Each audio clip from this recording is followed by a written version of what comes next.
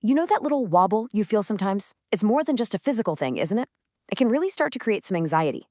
Well, today we're going to take that feeling of being unsteady and turn it into a rock-solid foundation of confidence with a really simple but powerful anti-wobble workout.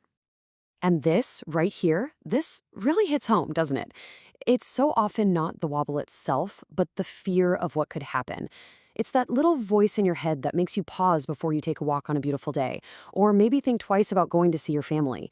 This is a very real, very shared experience, and today we are going to tackle it head on. So, what's actually causing this wobble in the first place? Well, as we get older, our brains start to, take the easy way out. They start to rely almost completely on our eyes for balance. We're talking like 80% of the work. And that's fine when the lighting is perfect and the floor is perfectly flat. But what happens when it gets a little dim or the sidewalk is uneven? Suddenly, the main tool your brain uses isn't working so well, and it has to scramble for information. That's where that unsteady feeling comes from. So, how do we fix this? How do we stop relying so much on just our eyes? We need a new way to think about it. And I want you to picture this with me. I want you to think of your entire balance system as a strong, sturdy, three-legged stool. It's a simple idea, but it's absolutely perfect. Because for you to feel truly stable, all three legs of that stool have to be solid and working together as a team. So our goal here isn't just to do some random exercises. It's to find and strengthen each one of these three crucial supports. Okay, so the first leg, this is the visual system. This is the one we all know, the heavy lifter that's been doing about 80% of the work. It's our eyes, constantly scanning, looking for the horizon, telling our brain where we are. It's incredibly powerful, for sure, but it just can't be the only player on the team. Let's talk about the second leg, the vestibular system. Now, this is cool. Think of this like a tiny, brilliant little spirit level, or maybe a gyroscope, that's located deep inside your inner ear. It feels every single tilt and turn of your head, and it's constantly working to keep you level no matter what your eyes are seeing. Our job is to wake this amazing little system up. And that brings us to our third, and honestly, often the most forgotten leg of the stool, body awareness. This is the constant, super fast conversation that's happening between the nerves in your feet and your ankles and your brain. They're sending messages back and forth in real time. Hey, the ground is a little soft over here, or careful, this is an incline. Sharpening this connection, well, that's a total game changer. So let's get really specific with that body awareness, because it's so important.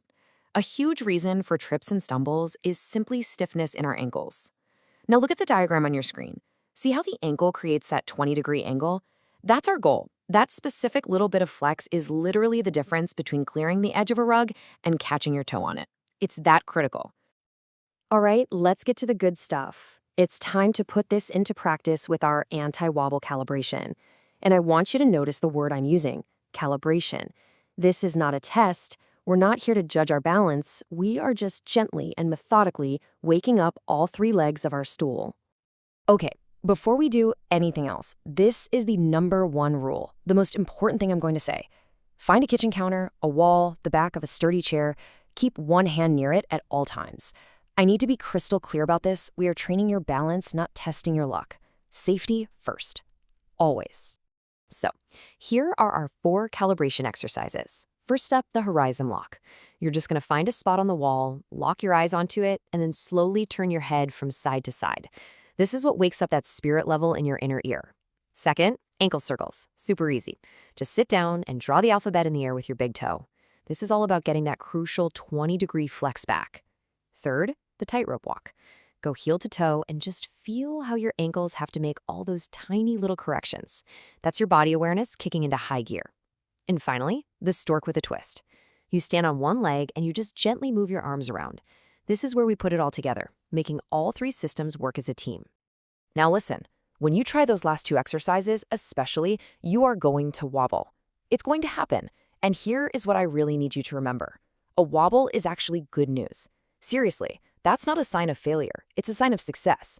It means your brain and your ankles are finally starting to have that detailed conversation again. That's the work happening in real time. So you've got the tools, you've got the mindset. Now, let's make it real. Let's give you a clear, totally achievable target for this week. A practical milestone that's going to weave this calibration right into your daily life. Here it is. I call it the one-legged brush challenge. It couldn't be simpler. Tonight, while you're brushing your teeth, just try standing on one leg, then switch to the other.